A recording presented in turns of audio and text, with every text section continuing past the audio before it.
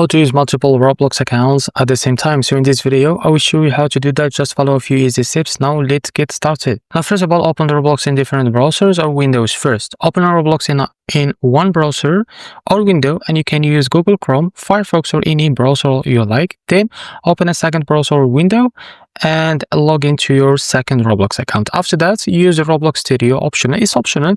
Now next, if you want to play with two accounts on the same device, you can open Roblox Studio. This will let you run one account in the studio and the other in the game, and you can use two accounts at once like this.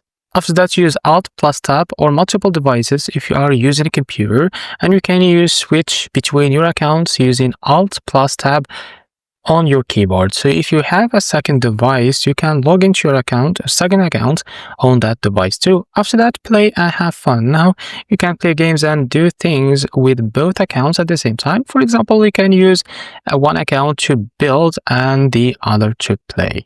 So this is how to use multiple Roblox accounts at the same time. If you found this video helpful, please like and subscribe. See you next video.